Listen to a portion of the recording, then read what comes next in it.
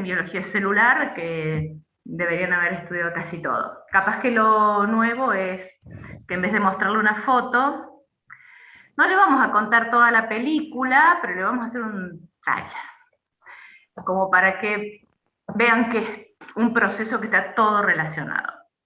Así que bueno, vamos a compartir pantalla.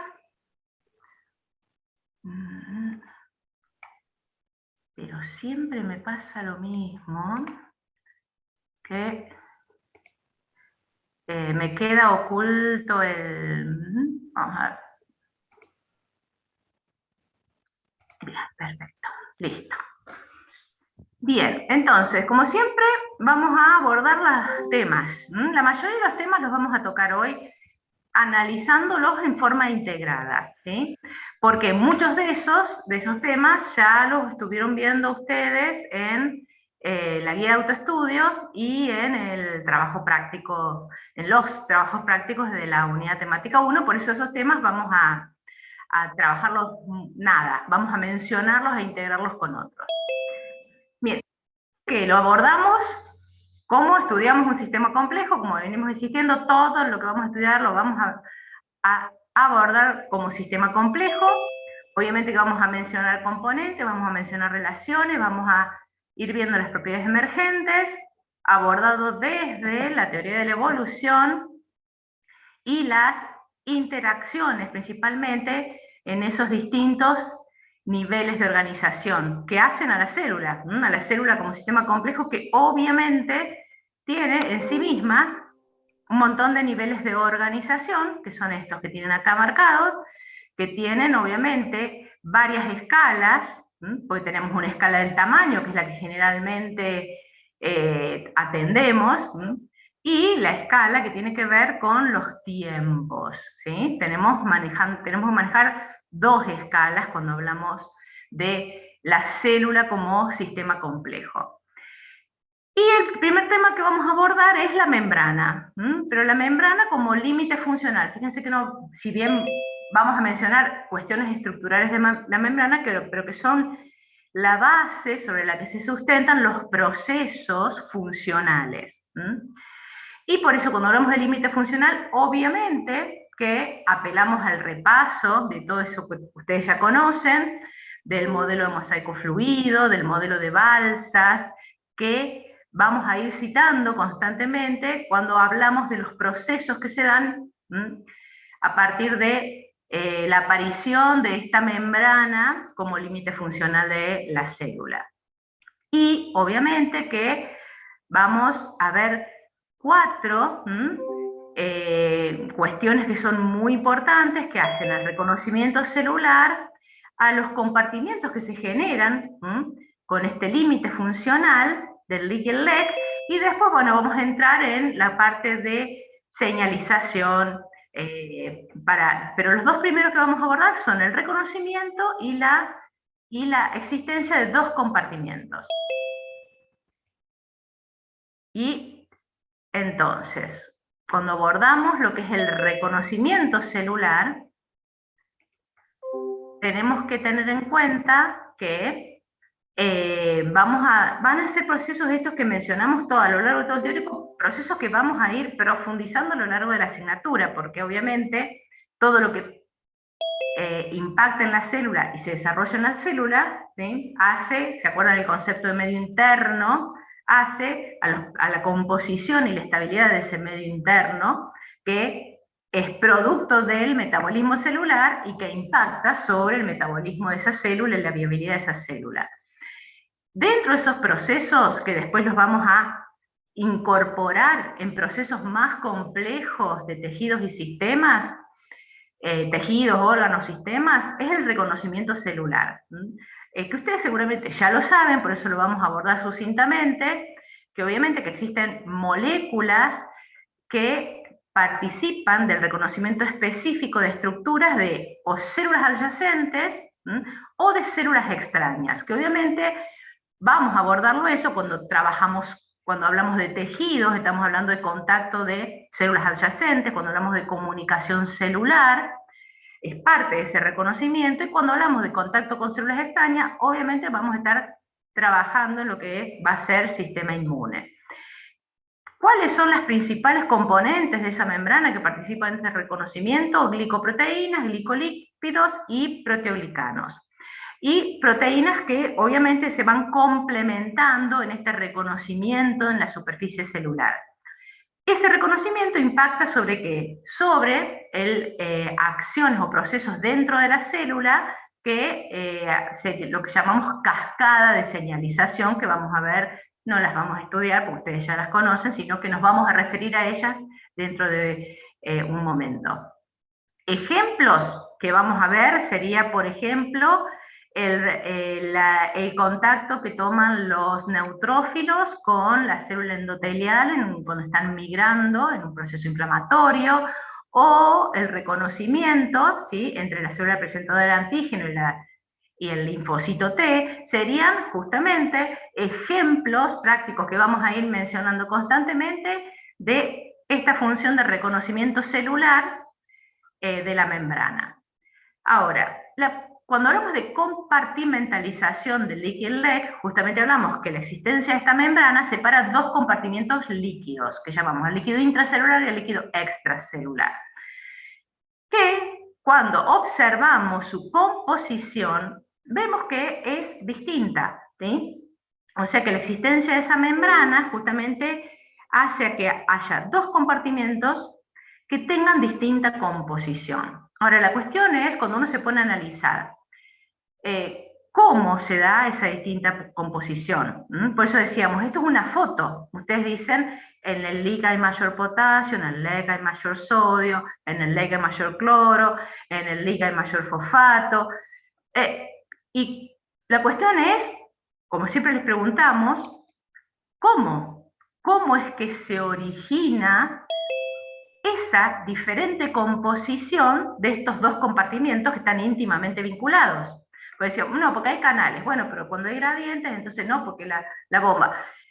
Pero nunca llegamos al origen de esa distinta composición, porque obviamente el origen de esa distinta composición no es por la foto, no la podemos explicar por la foto, sino por la película. Y obviamente la película nos remontamos a ¿qué? Al proceso evolutivo. Al proceso evolutivo que nos remonta a las primeras protocélulas.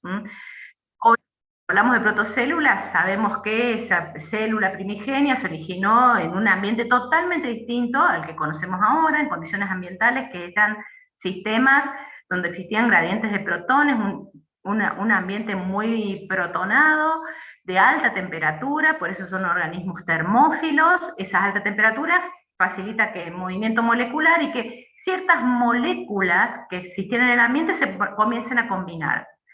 Y se ensamblan formando esos ácidos grasos, van conformando vesículas, se incorporan azúcares, se generan más complejidad de esas combinaciones y se genera esto que vemos como una protocélula, una membrana estabilizada con los miles de años que van pasando.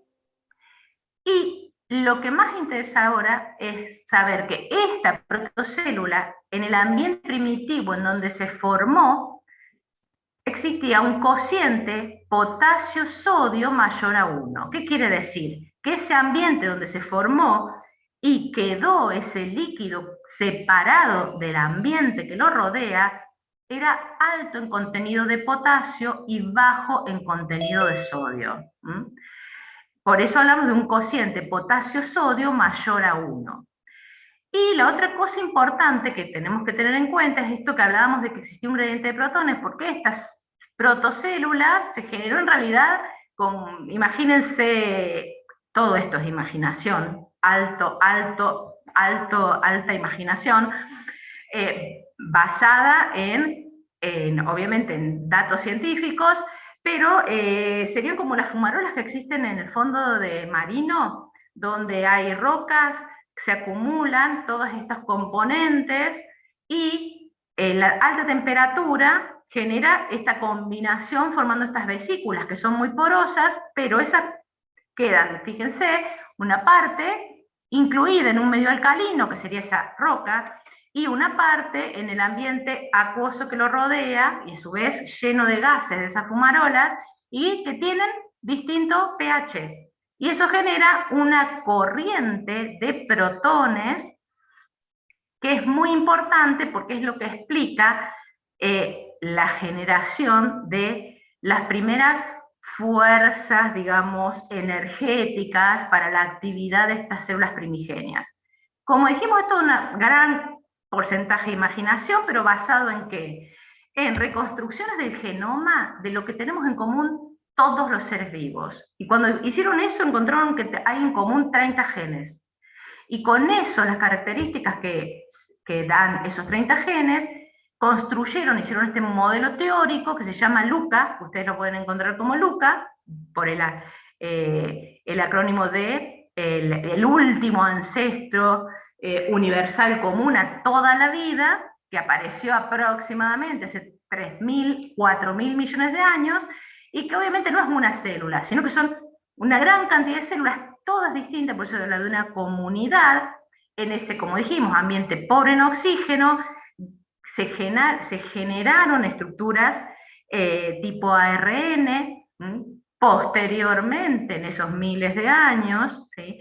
Después se configuraron las primeras secuencias de bases, y entre esas protocélulas, esas comunidades, había lo que se conoce, ustedes conocen por genética, transferencia lateral. O sea que había mucho intercambio, eso permitía que se fueran generando muchas formas distintas, y obviamente Lucas se considera el ancestro de todos los dominios de la vida: bacterias, arqueas y eucaria.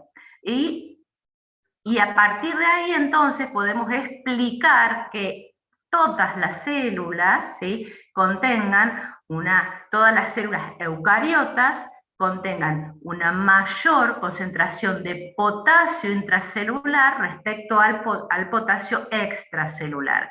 Y obviamente esa corriente de protones genera, a través de varios miles de años, como les digo, la aparición de una protona tepeasa, que es donde se comienza ese protometabolismo, que con el dióxido de carbono, muy rico el ambiente en dióxido de carbono, recuerden que prácticamente nada de oxígeno, ¿sí?, comienza a generar esqueletos carbonados. O sea que ahí aparecen las primeras ideas de vida. Como dijimos, en una comunidad, alta transferencia lateral, se van generando distintos tipos de vesículas estabilizadas, y cuando se observa, digamos, en la filogenia, tenemos a este LUCA, que primero genera dos ramas grandes, bacterias y arqueas. Arqueas serían todos los organismos que viven en ambientes extremos.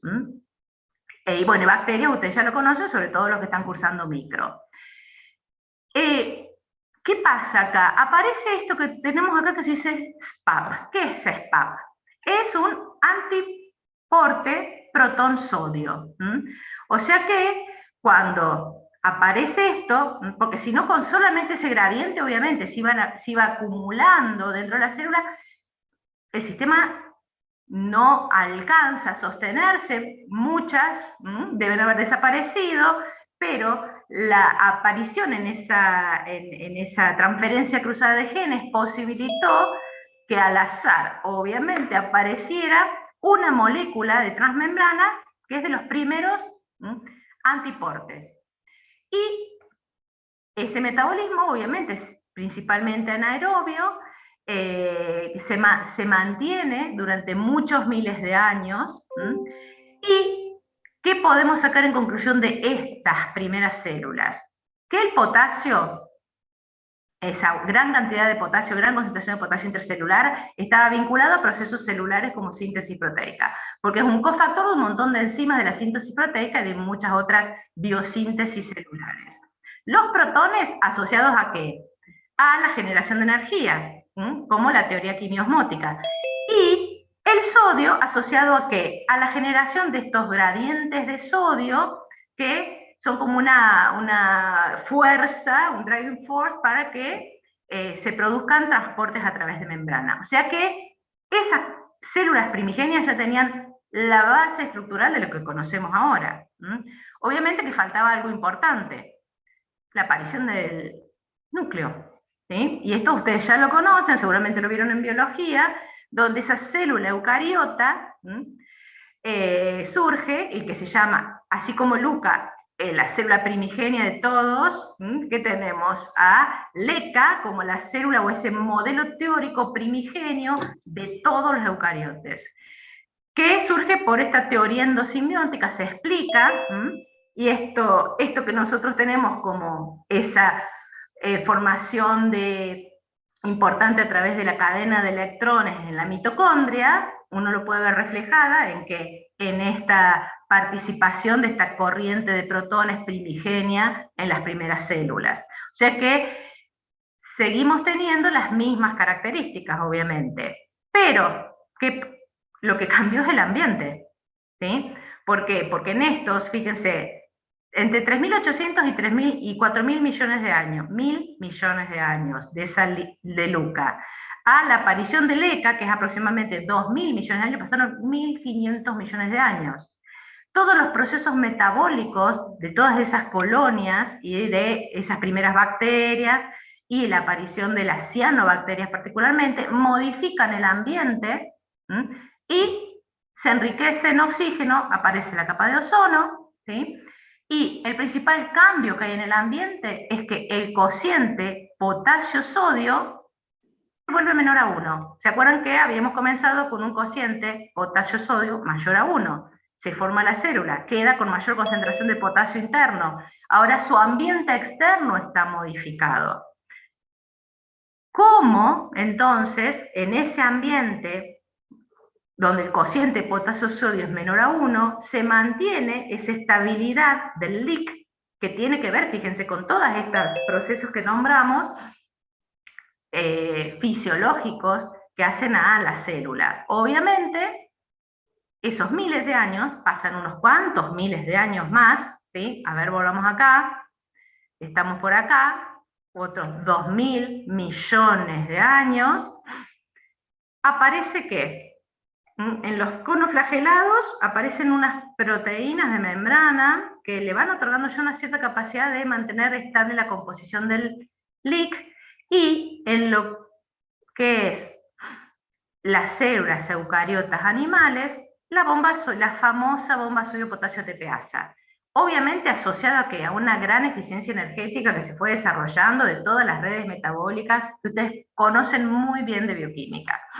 Por lo tanto, que tenemos que este ambiente, donde el ambiente externo e interno eran iguales, cociente potasio-sodio mayor a 1, ahora teníamos el ambiente distinto, donde hay mayor concentración de sodio en el exterior, mayor concentración de potasio en el interior de la célula.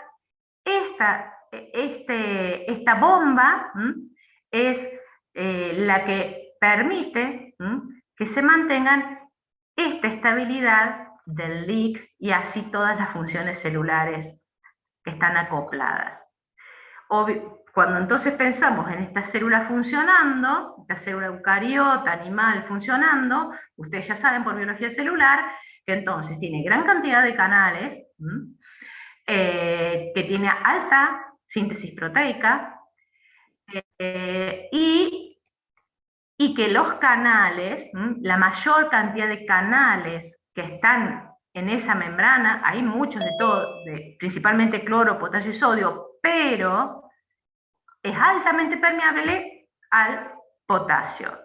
Esos canales de fuga de potasio son los que se encuentran abiertos constantemente, salvo que haya mecanismos internos de la célula que los fosforilen, pero están constantemente abiertos. Y uno puede explicar cómo es la difusión a través de estos canales, teniendo en cuenta que hay poros en esa membrana, que son justamente los canales, el área por la cual atraviesa, en este caso el potasio, esos canales, la membrana, y el espesor de la membrana. Entonces, vamos a hacer una aplicación de lo que ustedes ya conocen como primera ley de Fick, que estudiaron en química o en física, que justamente explica que el flujo de materia, porque se aplica a materiales sólidos, a gases, en este caso es a un flujo de un ion a través de la membrana, que la densidad del flujo de ese ion va a depender del tamaño a través, o sea, del área a través de la cual se transfiere, del espesor, que sería el espesor de la membrana en este caso, y principalmente del gradiente de concentración. Obviamente que también aparece el coeficiente de difusión, que es específico para cada elemento químico sobre el que estamos aplicando esta ley de Fick. O sea que para toda difusión podemos tener en cuenta estos tres parámetros, que es directamente proporcional al gradiente de concentración al área e inversamente proporcional al espesor de esa membrana. Y como dijimos, que además de tener gran cantidad de canales de potasio abiertos de difusión pasiva, esa célula activa, a través de esa síntesis proteica, comienza a acumular proteinatos, fosfatos, sulfatos, que son todos aniones indifusibles. Entonces, a esta célula que tenemos acá, comienzan a acumularse, a través de esa síntesis proteica, hay aniones principalmente, esos que no difunden, no atraviesan la membrana. Cuando existe presencia en un sistema, este sistema en este caso es la célula, de especies no permeables, que serían estas proteinatos, por ejemplo, influye directamente en ¿qué? En la distribución del resto de los iones del sistema, o sea, del LIC y del LEC. Y eso se llama equilibrio Donan. O sea que el equilibrio Donan explica cómo se redistribuyen los iones, en este caso sodio y cloro principalmente, ante la presencia de un anión indifusible, principalmente, ¿cuáles? Los proteinatos. Como resultado de esa redistribución de iones en la célula, se genera un mayor gradiente al sodio, porque hay mayor fuerza hacia el gradiente, hacia la tendencia a entrar por la presencia de esos aniones, menor gradiente al cloro, porque la presencia de aniones internos, aunque haya gradiente químico, no hay gradiente eléctrico, y la presencia también de estos proteinatos, que son partículas, además de ser aniones indifusibles, son osmóticamente activos, genera un aumento en la presión osmótica, sumado a que hay mayor tendencia al ingreso de sodio. Y en el caso de las células eucariotas animales, no tienen pared celular como las vegetales. Por lo tanto, si este aumento de la presión osmótica puede resultar, como vieron en el trabajo práctico, ¿sí? En una complejidad, hasta puede llegar a la ruptura de la célula. Pero eso no ocurre normalmente, ¿por qué? Porque tenemos la bomba sodio-potasio-tepeasa, que en otro impacto de la acción de esta bomba es que mantiene los gradientes, pero además mantiene ese cociente sodio-potasio mayor a 1. Por lo tanto, aparece el concepto de que el sodio es funcionalmente impermeable a la membrana. ¿Qué quiere decir eso? Hay flujo de sodio, hay corrientes de sodio, pero el flujo neto va a terminar siendo cero. ¿Por qué? Porque constantemente está siendo extraído y el resto se compensa, por lo tanto, es funcionalmente impermeable, o sea, no genera, no es parte del gradiente osmótico que puede afectar al volumen celular. Otra consecuencia de esto, ¿qué es? Que se genera una diferencia potencial entre el lado interno y el lado externo de la membrana, que es lo que llamamos, como ustedes saben, potencial de membrana. Entonces, cuando hablamos de las causas que generan y mantienen ese potencial de membrana, nos vamos a remitir a todo lo que explicamos hasta recién, porque de hecho, el propio funcionamiento de la célula es lo que hace que exista ese potencial, esa diferencia de potencial. O sea que en este modelo muy sencillo, fíjense que tenemos cargas negativas del lado interno, cargas positivas del lado externo. ¿Cómo podemos explicarlas? Dijimos, gran cantidad de canales de potasio, o sea, alta difusión del potasio en el interior de la célula, generalmente a pH fisiológico. Ese proteinato es proteinato de potasio, pH fisiológico están separados, pero el potasio tiende justamente por el gradiente y por la gran cantidad de canales de fuga a salir de la célula. Los aniones quedan entonces como elementos que generan, adosados a esta membrana, la carga eléctrica interna. Y obviamente que hay una atracción electrostática de los iones positivos que abundan principalmente sodio del lado externo de esa membrana. Y entonces así, esos iones que están solo de los dos lados de la membrana son los que generan esa diferencia de potencial. No es una diferencia de potencial entre el LIC y el LEC, es una diferencia de potencial entre el lado interno y el lado externo de la membrana. ¿Quién más contribuye a la generación de este potencial de membrana? El propio equilibrio Donan. Y obviamente, nuevamente aparece la bomba sodio-potasio tepeasa, porque al ser una diferencial, el intercambio iónico, 3 sodios, 2 potasio, está justamente colaborando, generando una diferencia eléctrica, por eso llama, por eso ustedes saben que es electrogénica, y fíjense que llega, dependiendo de la cantidad de bombas, porque dependiendo de la funcionalidad de las células, la cantidad de bombas sodio-potasio que tiene, puede llegar también hasta colaborar en aproximadamente 10 milivoltios de diferencia. Pero como se ve en ese modelo, si bien todas las células tienen ese potencial de membrana en reposo, cuando uno analiza el modelo ve que hay una diferencia de cargas que es del lado interno, entre el lado interno y externo de la membrana, pero existen cargas positivas y negativas tanto en el interior como en el exterior, generado obviamente por esa distinta composición, que si bien hay distinta cantidad o concentración de potasio y de sodio, la carga eléctrica del potasio y el sodio es la misma. Y hay distinta concentración de cloro y aniones, la carga eléctrica es la misma.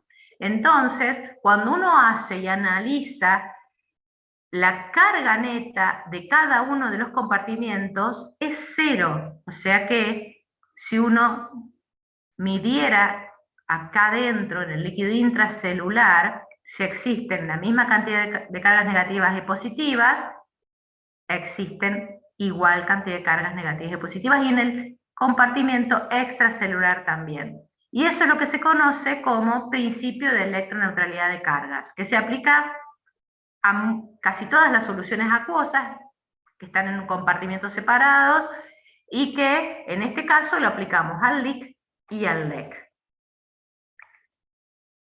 Entonces, como vimos, ese potencial de membrana va a depender de la permeabilidad y de las concentraciones iónicas, y son temas que ustedes ¿sí? Han estado viendo en el trabajo práctico. De la permeabilidad de quién, principalmente del potasio dijimos, pero también ustedes ya han visto que hay canales de sodio y cloro que están insertos en esa membrana, dependiendo qué célula, mayor o menor, y conocen que la permeabilidad a esos iones y las concentraciones internas y externas impactan directamente en el valor de ese potencial de membrana. Lo estudiaron también en el trabajo práctico, sobre todo el impacto del potasio o del calcio. Y también vieron que existen modelos matemáticos para tratar de poder corroborar cuál es el valor de ese potencial de membrana, porque se pueden medir, pero conociendo la permeabilidad, conociendo las concentraciones internas y externas, ustedes pudieron sacar un cálculo que es lo que se conoce como ecuación de Goldman-Hodgkin-Katz, que justamente ayuda, modelo matemático que ayuda a calcular el potencial de membrana. Y justamente la composición de esa membrana, la permeabilidad de esos iones, la cantidad de cada uno de esos cantidades de iones, es lo que va a determinar que el valor de ese potencial de membrana sea distinto en las distintas células. Por eso puede variar de menos 20 a menos 200.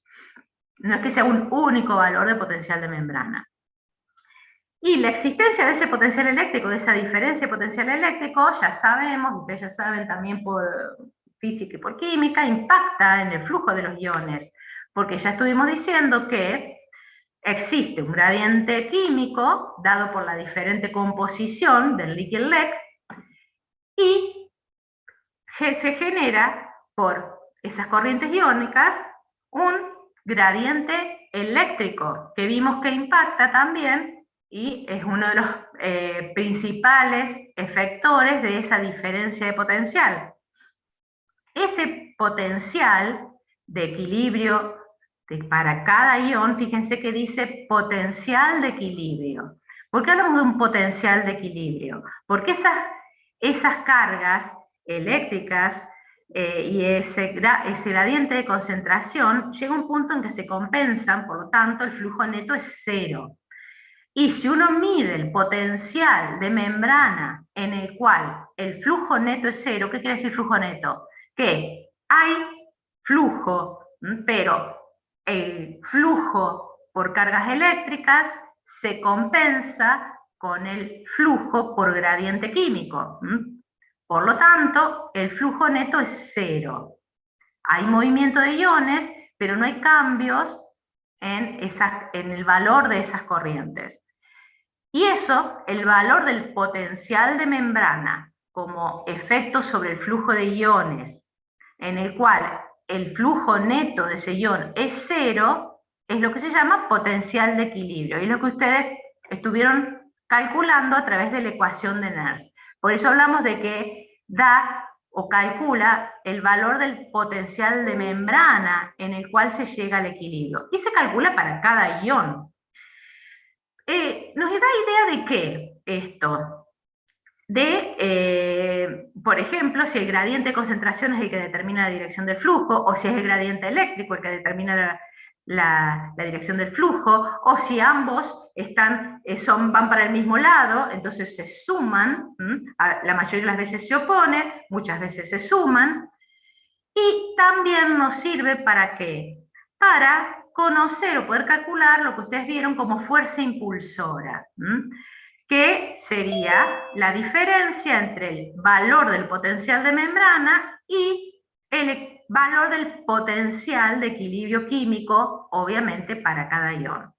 Por lo tanto, si volvemos a este modelito, vamos a saber entonces que el movimiento de todas estas partículas, de estos iones, a través de la membrana, están influenciadas por el campo eléctrico de ese potencial de membrana. Y que la corriente de iones, que genera una corriente, obviamente eléctrica, porque son cargas, ustedes saben que por física que está determinada por esa fuerza impulsora que pudimos calcular o identificar si era alta o baja, a través de esa diferencia entre potencial de membrana y potencial de equilibrio, y por la conductancia. ¿Y a ustedes a qué les suena entonces esto de corriente iónica, fuerza impulsora, conductancia? Nuevamente nos vamos a física. Ley de Ohm. ¿Qué nos describe la ley de Ohm? Que la intensidad de esa corriente, de una corriente eléctrica, depende de la fuerza impulsora, que sería el gradiente, la diferencia de potencial sobre la resistencia que se le opone a esa corriente. Otra forma de expresarlo es de lo que tenemos acá, conductancia por fuerza impulsora. Por lo tanto, podemos tener idea de que, porque vimos que sabiendo la conductancia y la fuerza impulsora, podemos tener idea de cómo es la corriente, que ya suponemos que en una potencial de membrana esa corriente de potasio es mucho mayor y más determinante sobre el valor de ese potencial de membrana. Entonces, vamos a recordar varios conceptos. Conductancia, porque vamos a hablar entonces de la conductancia de la membrana celular como un todo. ¿Sí? Sabemos que esa conductancia sería la representación llevada, digamos, a cuestiones funcionales. ¿Cuánto deja pasar una carga eléctrica a la membrana? Eso sería la conductancia. ¿Y esa conductancia de qué depende? De la intensidad de la resistencia. A mayor resistencia, menor conductancia. Y esa resistencia, ¿cómo la podemos entonces hacer funcional o aplicar ese concepto de resistencia eléctrica a la membrana? Como todas aquellas propiedades de la membrana o características de la membrana que se opongan al paso de corriente eléctrica. Y obviamente que todo esto en el contexto de ¿qué? De definir a la membrana como un condensador, o sea que tiene capacidad, esa bicapa lipídica, ¿de qué? De contener cargas eléctricas, que es lo que estuvimos estudiando hasta recién cuando hablábamos de cómo se genera ese potencial de membrana. Entonces, fíjense que volvemos a repasar un montón de conceptos que tienen que ver con física y que son aplicados a el funcionamiento de esta membrana celular como un campo eléctrico. Y vamos a ver qué implicancias tienen esto de hablar de conductancia, hablar de resistencia y hablar de capacitancia. ¿Por qué? Vamos a ver que cuando tenemos una célula en estado estable, ¿sí? Sería una célula, por ejemplo, una célula epitelial que está inmersa en su líquido extracelular sin cambio alguno. Si la observamos en ese estado totalmente estable, vamos a observar corrientes eléctricas, pero vamos a saber que para algunas de ellas el flujo neto como sistema, su total es cero, hay fuerzas osmóticas y que los gradientes y esas fuerzas osmóticas, el gradiente es mantenido por la bomba sodio-potasio TPasa y las fuerzas osmóticas se hacen, desaparecen, digamos así, en función de que la bomba sodio-potasio TPasa, con gran gasto energético, hace que esa membrana sea funcionalmente impermeable al sodio, porque el sodio que ingresa es extraído por esa actividad de la bomba sodio-potasio. Eso sería funcionalmente una célula en estado estable, pero sabemos que hay células que cambian su estado y son las células que conocemos como excitables, de los tejidos excitables, neuronas, músculo. ¿Y por qué definimos que son excitables? Porque tienen la capacidad de generar respuesta. ¿Con cómo generan esa respuesta? Con un cambio del potencial de membrana. Por eso ese estado estable desaparece. No ante cualquier cosa, sino ante estímulos supraumbrales, y ese cambio es rápido y reversible, siempre de la misma intensidad, y que tiene capacidad de ser conducido. Entonces, cuando empezamos a desglosar ese concepto, primero tenemos que identificar cómo se puede dar ese cambio en el potencial de membrana. Podemos pensar que se cambia el gradiente electroquímico, pero sería un proceso lento. La estructura de esa membrana semipermeable, tampoco. Lo que podemos identificar fácilmente, porque no quiere decir, el gradiente impacta puede generar cambios de potencial de membrana, como ustedes vieron, y aplicando la ecuación de Nernst, que si cambia la concentración de potasio, la concentración de calcio, cambia el gradiente y cambia el valor de potencial de membrana, y eso termina impactando en la respuesta, pero no hace al cómo se da la respuesta, sino que lo que cambia es el potencial de membrana a partir del cual se da la respuesta.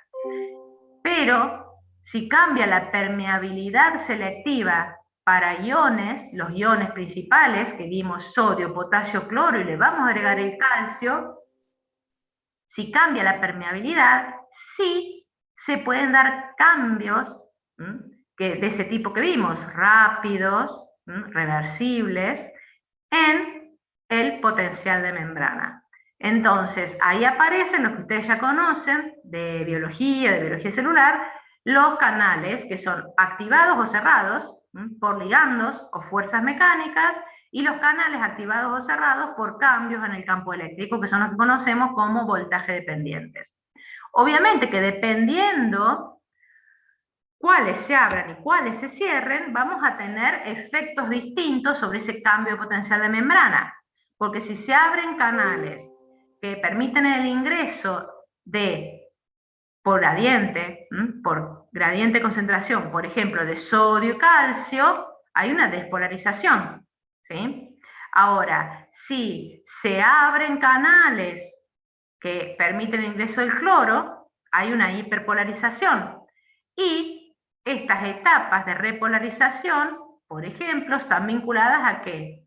A aperturas de canales de potasio, que obviamente el flujo, lo que cambia es cómo se abren, son otros canales, no son los de flujo pasivo, sino que son canales que solamente se abren o por la presencia de un ligando o por la presencia de un cambio en el campo eléctrico, o sea, un cambio de voltaje. Y ustedes ya conocen de biología que justamente, por ejemplo, existen canales voltaje dependientes, canales de sodio voltaje dependientes, que son los que participan en despolarizaciones y que tienen estructuras particulares porque hay un cambio conformacional en la apertura de ese canal al modificarse el campo eléctrico. O sea que vamos a tener esas compuertas de activación e inactivación, que las dos se abren ante un inicio de cambio en el campo eléctrico, de inversión en ese campo eléctrico. Después se inactiva, se cierra la compuerta de inactivación, y cuando se restablece, con el tiempo, con la variable tiempo, se restablece, queda cerrado y queda apto para volver a ser abierto. O sea que, por ejemplo, en ese canal activado por cambio de voltaje, vamos a tener 3 estados: cerrado, inactivado y abierto. Y tiene que pasar por todos los cambios, vamos a decirlos bien, el ciclo: cerrado, abierto, inactivado y vuelve cerrado. Esos cambios, ya sea en los ligandos dependientes o en los voltajes dependientes, en esos canales, son los que van a generar ese estímulo supraumbral, ese cambio rápido reversible, y que va a ser siempre de la misma intensidad, como características de lo que conocemos como potencial de acción. Entonces, cuando hablamos de estímulo supraumbral, sabemos que existe un potencial que se llama umbral, pero antes de ese potencial, que definimos como potencial umbral, hay cambios que son los que se ven acá. Cambios justamente en ese campo eléctrico, o sea que hay inversión de potencial sin que se generen potenciales de acción. Esos son los que identificamos como potenciales locales. Son despolarizaciones subumbrales que no son generadas por cambios en el voltaje, o sea que participan en otro tipo de canales, como por ejemplo los ligando dependientes. Acá que identificamos, en esta línea que tenemos el potencial umbral. Fíjense que el potencial umbral es un valor fijo del potencial de membrana, a partir del cual el cambio de voltaje, el nivel de despolarización de esa membrana, genera que se abran los canales voltaje dependientes de sodio. O sea que el cambio conformacional determinado por la diferencia de potencial en el canal voltaje dependiente de sodio es suficientemente fuerte para abrirlo. Y ese potencial umbral es distinto en las distintas células. O sea que no hay un valor de potencial umbral.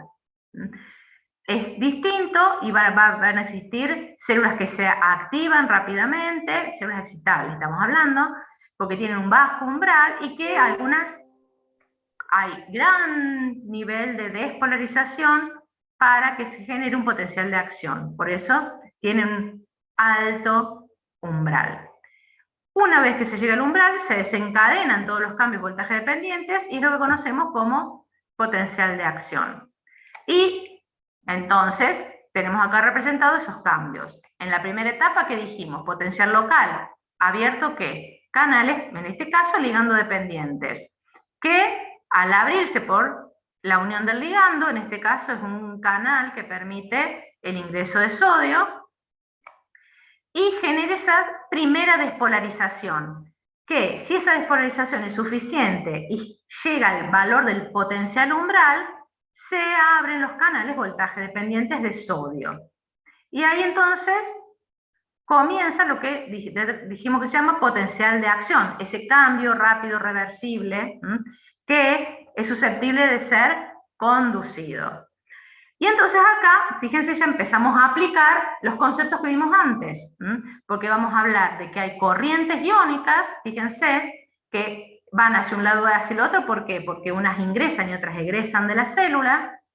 Obviamente que esa corriente es porque cambió la conductancia, porque disminuyó la resistencia al abrirse gran cantidad de canales voltaje dependientes de sodio. Por lo tanto, aumenta la conductancia al sodio, al aumentar la permeabilidad al sodio, eso disminuye la resistencia y eso genera que haya una corriente iónica de sodio.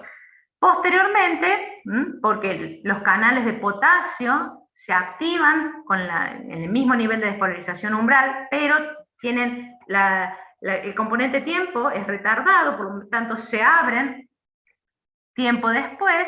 Fíjense que la conductividad aumenta después y la corriente de potasio es lo que identificamos como generadora de lo que conocemos como repolarización. Y la bomba ácido de potasio ATPasa nuevamente cumple un rol importante porque en algunos casos en que queda desproporcionado porque esos canales voltaje dependientes de potasio son lentos en abrirse y lentos en cerrarse, en algunas, por ejemplo, neuronas, se produce una hiperpolarización porque egresa más potasio de la célula que el que es marcado por el potencial de membrana, por lo tanto disminuye, y esa disminución se llama hiperpolarización. Y todas las restituciones de los valores de esos iones está dada por la acción de la bomba sodio-potasio ATPasa. Y lo que vemos acá entonces es que cuanto más permeable, ¿sí?, es la membrana unión, el potencial de membrana que se genera, el cambio en el potencial de membrana que se genera, se acerca ¿qué? Al valor de su potencial de equilibrio. Y eso también explica, ¿qué cosa? Que aunque estén abiertos canales voltaje dependientes de sodio, hay un momento en que se equilibran las fuerzas eléctricas y químicas. O sea que el potencial de inversión tiene que ver también con que el flujo, ese flujo de iones sodio, se vuelve un flujo neto cero. Por eso se da la inversión de potencial más allá de que queden canales de sodio abiertos, porque no todos se inactivan y se cierran al mismo momento. ¿Por qué? Porque llegó al potencial de equilibrio de ese ion. Y lo mismo pasa si se hiperpolariza, no se hiperpolariza para siempre, sino que también se llega al potencial de equilibrio del potasio. Entonces, siguiendo analizando este modelo, ¿qué tenemos acá? Que volvemos, cuando vemos acá el inicio, ese potencial local, vemos que cuando se abren tenemos cambios en la potencial, inversión en ese potencial, pero ese potencial local tiene lo que se conoce como conducción pasiva. Y esa conducción pasiva, o sea que se van a abrir los canales, van a generar una despolarización, hay corriente, porque va a haber corriente de esos iones por la membrana, pero no a través de canales voltaje dependientes. Por eso hablamos de una conducción pasiva. Y esa conducción pasiva va a ser, que es lo que se modela K, dependiente de la distancia y el tiempo. ¿Qué quiere decir eso?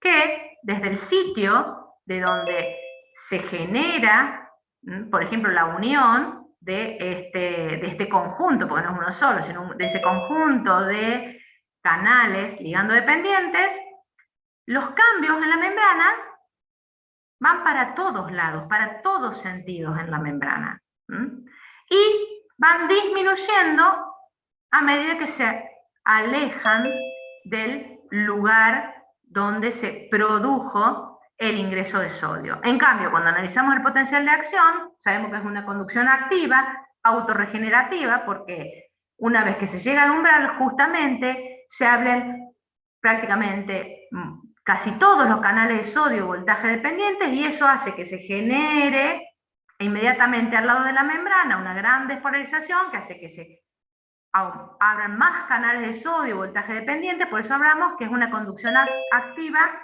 autorregenerativa. Y que a su vez sabemos que posteriormente se abren los de potasio. Y eso, y a su vez que tenemos que los canales de sodio se inactivan. Eso genera lo que conocemos como periodos refractarios. Periodo refractario absoluto, cuando hay corriente de potasio, pues están abiertos los canales de potasio voltaje dependientes, y los canales de sodio voltaje dependientes están inactivados. Por lo tanto, no pueden volver a abrirse. Pasado cierto tiempo, los canales de potasio siguen abiertos, los canales de sodio recuperaron su capacidad de poder volver a abrirse porque pasan en el estado cerrado, pero la compensación de cargas para superar el umbral tiene que ser mucho mayor. Por lo tanto, se habla de un periodo refractario relativo. Se puede generar un nuevo potencial de acción, pero el estímulo que lo genere para abrir los canales voltaje dependiente de sodio es mucho mayor. Eso genera que la conducción del potencial de acción sea unidireccional. Y cuando hablamos de, que esto lo van a ver ya cuando la semana que viene, cuando vean integración sináptica, en alguna parte de eso, de esos conceptos, van a ver lo importante que es tener en cuenta que cuando se genere ese potencial local, que puede ser un potencial local despolarizante, como se ve en este caso, puede ser hiperpolarizante, pero acá vemos un potencial local despolarizante, que dijimos que irradia, imagínense que irradia, porque afecta punto a punto, digamos así, las cargas eléctricas de la membrana, y depende el área que abarque esa despolarización. ¿De qué cosa? De la resistencia. De la resistencia, o sea, de las características de resistencia que tenga esa membrana. Por lo tanto, si es menos resistente, si existe menos resistencia, se va a poder conducir más lejos. Si hay mayor resistencia, va a ser menor el área de despolarización. Y por otro lado dijimos que también afecta la constante tiempo este tipo de conducción del potencial de acción de potenciales locales, porque se conducen, pero en poquita área y poquito tiempo. ¿Por qué? Porque dada la resistencia y la capacitancia que existe en la membrana, dependiendo de esas dos cosas, va a ser el tiempo que se mantenga esa despolarización local. Entonces, por ejemplo, hay menos flujo de corriente, por lo tanto, se puede mantener más tiempo, ¿sí? Hay más canales cerrados, y por lo tanto, el voltaje tarda más en caer en esa membrana. O sea que tengan eso en cuenta cuando en el trabajo práctico que viene estén analizando las características de sumación espacial y temporal en una sinapsis. Estos son los dos componentes que determinan las características de la integración sináptica. Por lo tanto, como ustedes ya han visto en el trabajo práctico, hay gran variedad de canales. Uno habla de un canal de potasio voltaje dependientes, hay un montón de subtipos, de canales de potasio de flujo, hay un montón de subtipos, Esto es lo que está modelizado acá. Hay grandes familias, uno lo sintetiza para hacerlo más fácil, como el canal voltaje dependiente de sodio. Hay muchos tipos con distintas características de apertura, de cierre, de tiempo de apertura, de nivel de voltaje para que se abran, y obviamente que el tipo de canal va a determinar el nivel del potencial de reposo y también las características de ese potencial de acción, como vieron en el trabajo práctico. Y el potencial sináptico es lo que van a analizar en la clase que viene. Muy importante para entender que las propiedades, todas estas propiedades de la membrana, bioeléctricas de la membrana, están justamente determinadas por esta presencia de canales y pueden ser moduladas o modificadas tanto por procesos internos, por ejemplo fosforilaciones, o por procesos externos como la apertura por ligandos. Y eso impacta en la excitabilidad, por ejemplo, de las neuronas, y generan en algunas de ellas lo que se conoce como actividad oscilatoria, que es también lo que estuvieron viendo en el trabajo práctico cuando se disparan muchos potenciales de acción conjuntamente. Y eso es lo que se estudió allá hace mucho tiempo, fíjense, casi un siglo, que se interpretó como el código de frecuencia, que es el código neural, donde justamente se observa la correlación entre la intensidad y la duración de un estímulo, el despolarización y el tiempo que se mantiene en el potencial local, y el impacto sobre la frecuencia de descarga del potencial de acción. A mayor estímulo, mayor despolarización en ese potencial local, mayor frecuencia de descarga del potencial de acción. Y lo que van a ver la semana que viene, que no me acuerdo si comienzan creo con sinapsis, es justamente cómo eso, activando canales de voltaje dependientes de calcio, a mayor cantidad de canales de voltaje dependiente de calcio abiertos, mayor liberación del neurotransmisor. Eso es lo que se llama código neural, por frecuencia de disparo.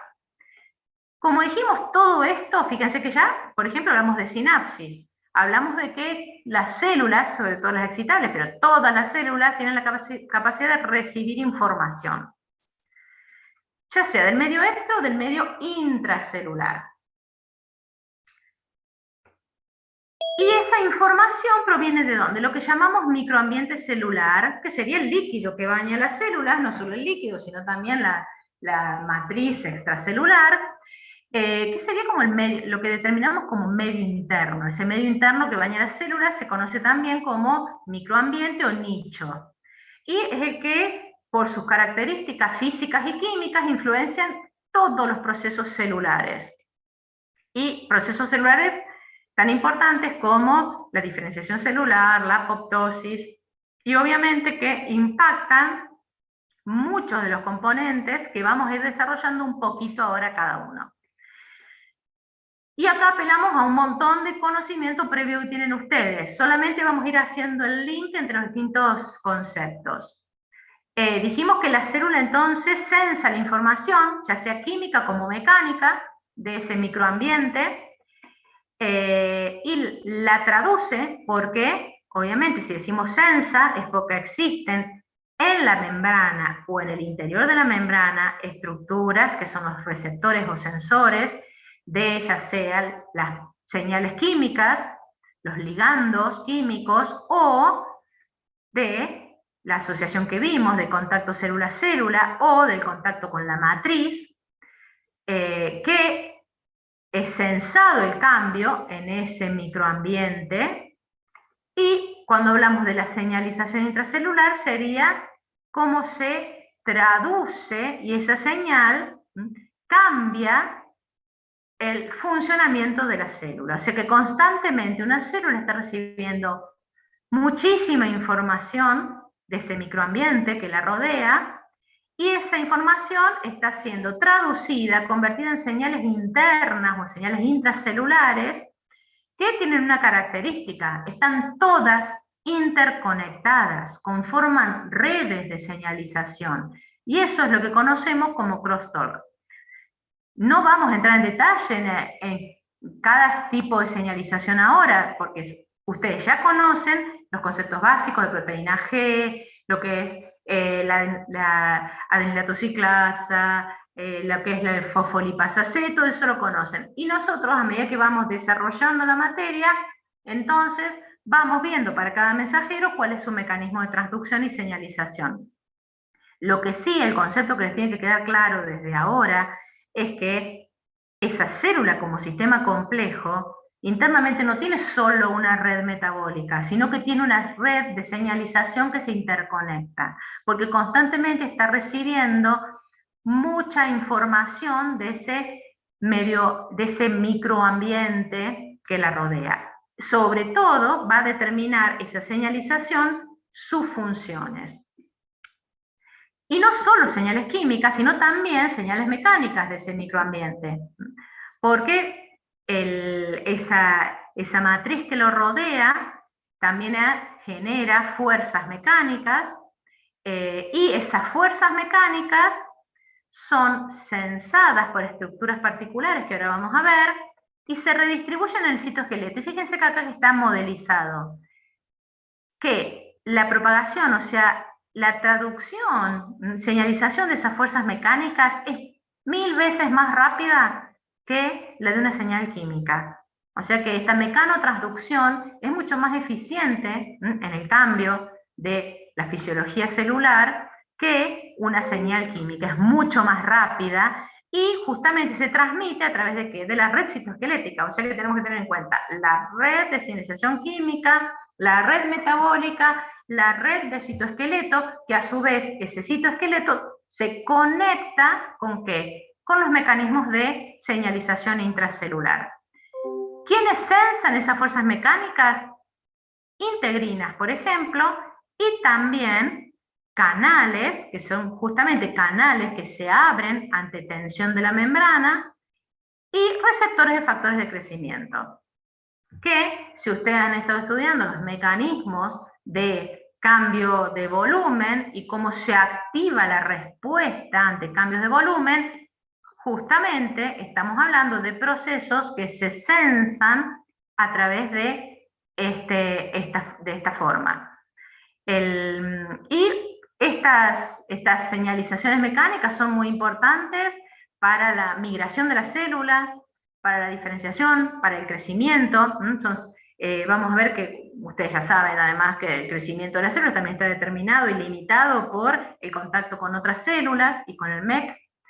Y hay estructuras especiales que también las pueden haber revisado cuando vieron lo que es el cambio de volumen celular, que son las caveolas, ¿sí? Que participan también en esta transducción de la señal mecánica, de la tensión que recibe la membrana. Y así como tenemos señales externas, dijimos que también hay señales internas, que informan del estado de la célula.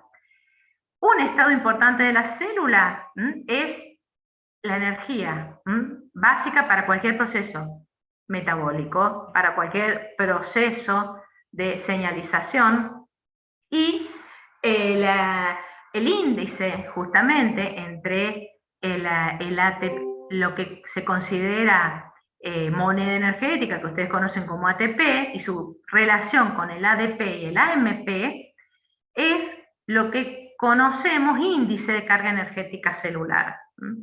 Y ese índice nos va a dar idea de lo que se puede definir como estrés energético de esa célula. Entonces, dependiendo de la relación, o sea, la cantidad, vamos a decir así, de ATP, ADP y AMP que haya en la célula, esa célula tiene una proteína quinasa que pues llama AMP quinasa. ¿Por qué es AMP? Porque si bien tiene sitios de unión para todos estos componentes, el más importante es el AMP. Cuando aumentan los niveles de AMP, que tienen, digamos, compiten por esos sitios de unión en la AMP quinasa, esto lo tienen que haber visto en bioquímica, porque justamente es el integrador metabólico, pero se lo repaso rápidamente. El AMP, cuando se une al AMP, promueve muchísimo, aumenta 1000 veces la activación justamente del el poder quinasa de esa MP quinasa. Y al activarse, activa vías catabólicas, que obviamente tienden a generar ATP y a esa quinasa desactiva las vías anabólicas que consumen ATP, por lo tanto restablece el balance energético. Ese sería justamente el sensor, esa MP quinasa es el sensor de energía de la célula. Y no actúa solo, si bien sensa a través de ese índice ATP-AMP el nivel energético, el estrés energético de la célula, está influenciada por un montón de mensajeros externos que impactan sobre la actividad de esta quinasa. Y también algunos otros procesos celulares de estrés, como por ejemplo el estrés por calor leve. ¿A qué llamamos estrés por calor leve? Sería el estrés dentro de un rango fisiológico que podría ser el que se desarrolla durante un episodio de fiebre.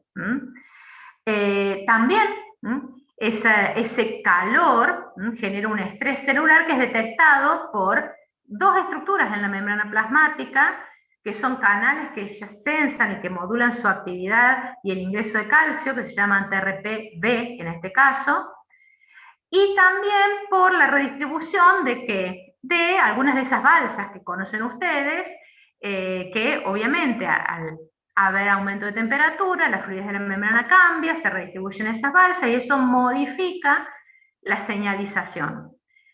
Señalización que es integrada ¿por quién? Por un factor de choque térmico, un factor integrador de choque térmico que activa tanto a nivel nuclear la transcripción de proteínas de choque térmico, como también que ya las proteínas de choque térmico pequeñas que se llaman, se activen, y ustedes ya también conocen las proteínas de choque térmico, que las nombramos en la protocélula, porque era termófila, vivía en altas temperaturas, o sea que se ha mantenido evolutivamente durante 4.000 millones de años este proceso, y sabemos que son chaperonas, digamos, de las proteínas que o están tendiendo a desnaturalizarse y las despliegan, o las protegen justamente con esta actividad de chaperona. También inhiben la activación de algunas enzimas que activan la muerte celular,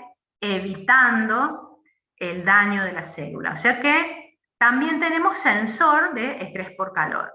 Y obviamente que uno de los más importantes es el estrés oxidativo, que también ustedes ya tienen que haber estudiado en química, en bioquímica, biología celular, que es causado, cuando hablamos de estrés oxidativo, es cuando se genera un desbalance un desequilibrio entre la producción de especies reactivas de oxígeno, cuyas siglas ROS, y la capacidad del sistema antioxidante que tiene la célula. Entonces, ustedes ya conocen por bioquímica que todo el metabolismo celular produce especies reactivas de oxígeno. ¿Principalmente en dónde? Obviamente en las mitocondrias. Fisiológicamente, o sea, siempre se producen. Siempre se producen especies reactivas de oxígeno. Fíjense que hay gran cantidad producidas en la mitocondria, pero no es el último. La exposición al sol genera reacciones intracelulares de generación de especies reactivas de oxígeno. Volvemos a la célula primordial. Que no había ozono, ¿sí? O sea que había alto impacto de la radiación ultravioleta. Esa protocélula ya tenía algunos mecanismos que tienen que ver con el hierro, el sulfuro, de evitar o amortiguar las especies reactivas, que no eran en ese caso de oxígeno, sino directamente generadas por la presencia de protones. Y ahí entonces hay sensores intracelulares que detectan aumentos en estas especies reactivas de oxígeno. ¿Quién es uno de esos sensores celulares? La misma MP quinasa que nombramos como sensor del estrés energético también funciona como sensor del estrés oxidativo. Y, por ejemplo, activa como quinasa, activa una secuencia de eventos intracelulares que llevan a que aumente la expresión de los componentes del sistema antioxidante. ¿Quiénes son componentes del sistema antioxidante? principalmente, no únicamente, pero principalmente, sistemas enzimáticos, las dismutasas, catalasas, glutatión peroxidasa son algunas, pero bueno, ustedes seguramente ya las conocen, que entonces, si existe un desbalance, ocurre lo que se conoce como estrés oxidativo. Pero la célula tiene capacidad de mantener ese balance, por lo tanto, esas especies reactivas de oxígeno funcionalmente en la célula participan de señalizaciones intracelulares, participan de procesos fisiológicos y también se las vincula, con lo que vamos a ver más adelante, con el envejecimiento. Ese estrés oxidativo, ¿se acuerdan? Lo mencionamos en la clase pasada como una respuesta hormética. ¿Se acuerdan que habíamos hablado que si bien acá están mencionados los daños que puede generar ese desbalance, si por alguna razón había aumento de la producción y acumulación de los ROS y el sistema antioxidante no daba abasto para amortiguar o eliminar esas especies reactivas de oxígeno, principalmente se dañan muchas proteínas, el ADN, y puede ocurrir un daño celular, ¿sí? Y hay los lípidos de membrana, me había olvidado nombrarles. Pero ¿se acuerdan que lo habíamos visto como respuesta hormética? Porque al existir constantemente un balance, imagínense que esto es totalmente dinámico, puede haber momentos que haya mayor exposición a la temperatura también, el estrés energético también, todo eso aporta a ese estrés oxidativo que genera respuestas antioxidantes adecuadas. Que fíjense que también ahí se vincula la respuesta de choque térmico con la respuesta al estrés oxidativo. Sí, cualquier cosa después repasen estos conceptos de componentes del estrés oxidativo. Pero eso, ¿se acuerdan que daba la capacidad de que, como de una preparación a esa célula, que si la célula estaba por pocos periodos de tiempo, se expresaba, se me fue la palabra, bueno, se exponía, ahí está, a un nivel básico, pocos periodos de tiempo de este tipo de estrés, generaba, ¿sí?, como una, entre comillas, adaptación, y esta célula, ese conjunto de células estaba más preparada para sobrevivir ante un estrés intenso que aquella célula que no había sido nunca expuesta. Y eso justamente se daba como esa respuesta en U, poco estrés, en este caso oxidativo, es beneficioso, alto estrés oxidativo es dañino. Y otra característica importante es cuando existe un estrés hipóxico. Esta célula eucariota, ese metabolismo aeróbico altamente dependiente de presencia de oxígeno, en el caso que se den episodios de hipoxia, pasa a tener un daño celular importante. O sea que tenemos, por un extremo, las especies reactivas de oxígeno, por el otro lado, la hipoxia. Y ambos tienen capacidad de compensarse. En el caso del estrés hipóxico, hay una molécula que se llama HIF, que participa de la activación de genes de respuesta antihipoxia. Pero este HIF está siempre presente en la célula. Cuando los niveles de oxígeno son los normales, ese HIF, ¿sí?, es constantemente hidroxilado y modificado por un conjunto de enzimas activados por el mismo sistema de presencia de oxígeno. Ese cambio en ese HIF hace que no se pueda unir, no se pueda activar, y a su vez, además, se ligue a la ubiquitina. Y ustedes saben que eso permite la degradación en el proteosoma. O sea que con niveles de oxígeno normales, el HIF alfa se destruye a través de este. Pero fíjense qué pasa si hay niveles bajos, o sea, si hay hipoxia. La hipoxia bloquea esta hidroxilación, por lo tanto, el HIF interactúan las subunidades alfa con las subunidades beta, forman complejos y ese complejo se trasloca al núcleo. Y en el núcleo activa los componentes de respuesta ante estrés hipóxico. O sea que ese sería el HIF, el sensor. Y dependiendo del tipo de célula, va a ser el conjunto de genes de respuestas ante ese estrés hipóxico. Pero tengan en cuenta que todas las células tienen este sistema de sensado y de respuesta ante la posible disminución de la presión parcial de oxígeno. Obviamente todo esto impacta en la regulación de los procesos celulares, que la vamos a ver en 3 minutos. ¿Por qué? La regulación del volumen y pH celular, ustedes lo estuvieron trabajando. El crecimiento y proliferación, ustedes lo manejan ampliamente, de histología, biología celular. La relación con el metabolismo la manejan de bioquímica. Destrucción de proteínas celulares, generación y eliminación de radicales libres, lo mencionamos recién como parte de procesos de regulación. Y apoptosis también, sus bases ya las conocen, ya sea porque estudiaron biología celular y mucho más si están cursando patología. Así que solamente vamos a vincularlos. Ustedes estuvieron estudiando durante esta semana la regulación del volumen celular. Hay que hacer hincapié que la regulación, cuando hablamos de regulación del volumen, hablamos de un proceso individual de cada célula, hablamos de la regulación de cada célula ante ¿qué? Ante cambios en la tonicidad del LEC. O sea, cuando cambia la tonicidad del medio interno, eso modifica, ¿qué cosa? El medio, ese microambiente de las células, que puede ser en un conjunto de células, porque normalmente hay cambios en la tonicidad, por ejemplo, en células del tubo digestivo. Con cada comida hay cambios en la tonicidad de ese medio. En las mismas células renales están expuestas a un gradiente de tonicidad, por lo tanto tienen normalmente este tipo de respuestas ante cambios en la tonicidad del microambiente que las rodea. Ahora, no vamos a detenernos en los mecanismos porque ya estuvieron viéndolos en el trabajo práctico.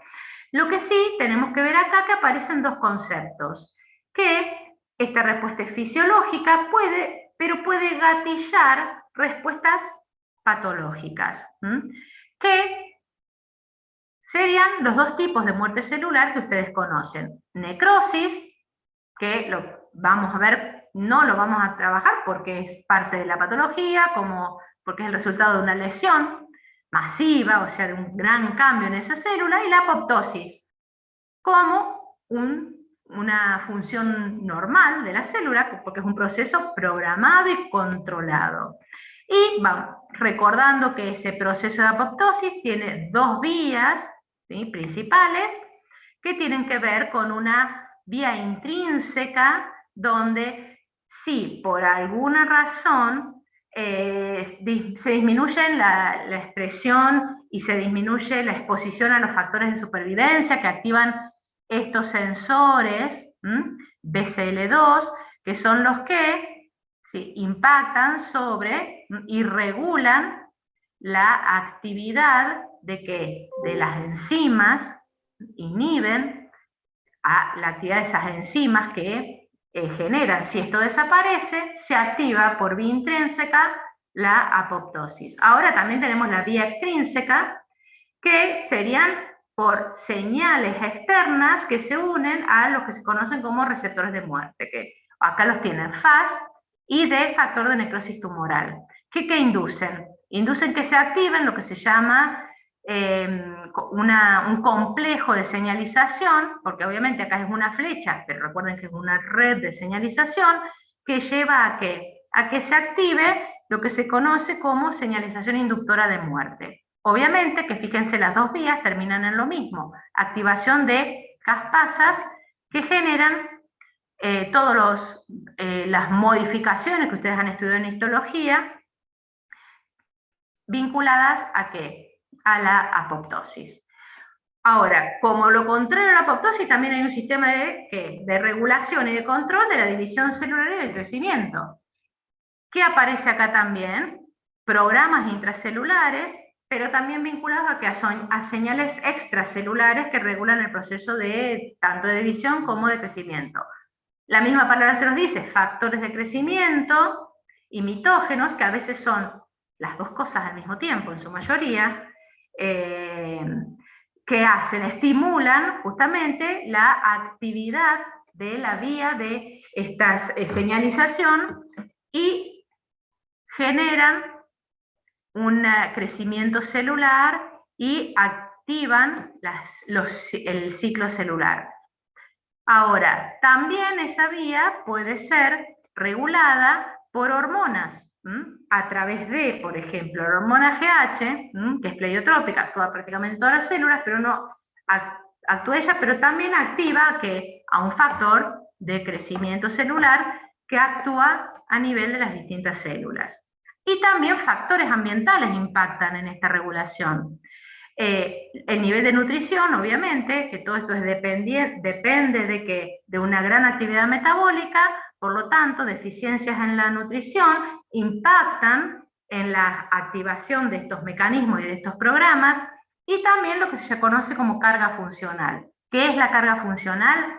Sería la actividad que desarrolla y que mantiene el trofismo o aumenta la actividad de las células, que se da, por ejemplo, en el músculo, ¿sí? O sea que en los hepatocitos, o sea, cuando hay demanda funcional, se activan estos programas intracelulares de división y crecimiento. Obviamente que tenemos también acciones que tienden a detener estos procesos de división y crecimiento. Ustedes ya deben conocer por lo que deben haber estudiado en embriología y en histología, que las células precursoras, obviamente, tienen programas intrínsecos que activan, por un lado, su proliferación, pero también, por más que estén en un medio lleno de mitógenos, lleno de factores de crecimiento, hay un momento en que se detiene la proliferación y tienden a diferenciarse, o solamente quedan en G0. Obviamente que eso lleva a pensar que hay algunas células precursoras que tienen un programa intrínseco que limita, pero también hay mecanismos extracelulares que llevan a la detención, a la limitación del crecimiento, como habíamos hablado al principio, el contacto célula-célula o el contacto también señalizaciones mecánicas con la matriz extracelular. Obviamente también si disminuye la disponibilidad de factores de crecimiento o mitógenos, también eso lleva a la detención del proceso de división celular y de crecimiento celular. Por lo tanto, entonces vamos a diferenciar tres cosas que vimos recién que impactan sobre el funcionamiento celular. Hablamos de factores de crecimiento, ¿sí? Que pueden ser también, muchos son factores de crecimiento y mitógenos, pero cuando hablamos de factores de crecimiento estamos hablando de que favorecen las acciones o el metabolismo celular tendiente al crecimiento de esa célula, y los mitógenos a la división de la célula. Y los factores de supervivencia, que son los que tienen que ver con mantener viable esa célula y que los vimos recién que participan cuando ya no están en la activación de la apoptosis. O sea que son tres factores distintos, aunque a veces es la misma molécula. Los factores de crecimiento ustedes los tienen en las fichas, detallados un poquito, pero el concepto básico, más allá de que existen muchos, es que vemos que son esenciales para la funcionalidad y la estructura de las células, participan en muchas funciones. Fíjense que vimos receptores de factores de crecimiento que están integrados a traducir señales de cambios en el volumen celular. Obviamente que tienen esos receptores, son muy abundantes en las células y tienen algo muy importante, que es que esos receptores están en íntima interacción con la matriz extracelular, o sea, con ese microambiente. Y ese microambiente funciona como reservorio de factores de crecimiento, es como que quedan adosados a la superficie de algunos de los componentes de la matriz extracelular y van siendo cedidos, digámoslo así, a la cercanía de la célula progresivamente. Por lo tanto, esa interacción entre el MEC, el ligando y el receptor, ¿sí? Hablamos de que se integran las señales, hay una coseñalización, a su vez también con integrinas de la célula. Fíjense, acá lo tenemos marcado, el factor de crecimiento, estructuras del MEC e integrinas que sinergizan la actividad para el crecimiento celular. O sea que fíjense que hablamos de complejas redes que hacen al funcionamiento celular. Y obviamente que ese funcionamiento celular, esa homeostasis celular, depende de qué, de la estabilidad del medio externo, del medio interno, de ese microambiente. Obviamente que cualquier cambio en ese microambiente repercute hacia el interior generando estos tipos de estrés que estuvimos hablando, y uno de los más importantes, ¿sí?, es el último que estuvimos viendo, porque justamente si hay baja en el aporte de oxígeno por disminución de la presión parcial de oxígeno sistémica, ¿sí?, de lo que le llega a cada una de las células, va a impactar directamente en el metabolismo y por lo tanto va a impactar en todas las funciones celulares. Por eso es muy importante tener en cuenta cómo se realiza ese aporte de oxígeno, que lo vamos a ver el viernes que viene, porque es parte de la unidad temática 3. Y para terminar entonces, vieron que bien hablamos de célula como un modelo general de célula, cada tipo celular del cuerpo tiene características propias, pero hablamos de un sistema complejo y ahora le agregamos adaptativo, porque lo que estuvimos hablando de que tiene capacidad de responder directamente a cambios, tanto en su medio externo, que es el LEC, como en su medio interno, que es el LIC. Y obviamente esta visión actualmente es la que se utiliza para los estudios básicos del cáncer.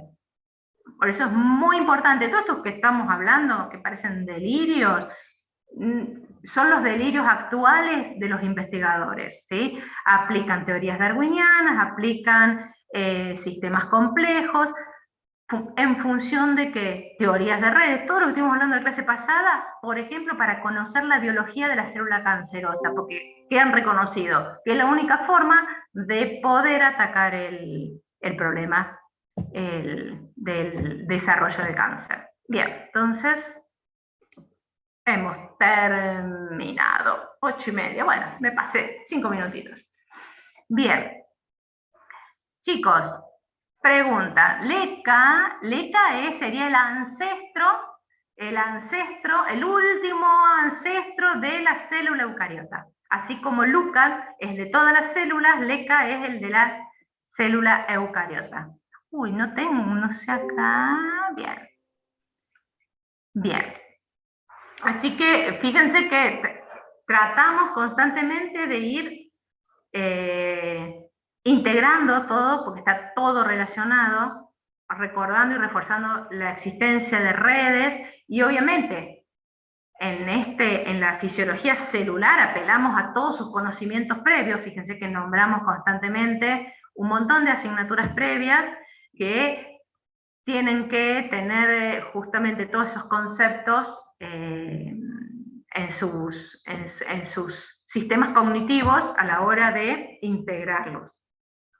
Siempre recordando las bases físicas, químicas, bioquímicas y todo lo que estuvieron en biología celular. Integrando eso, lo ponen en funcionamiento y tienen la unidad temática 2 resuelta.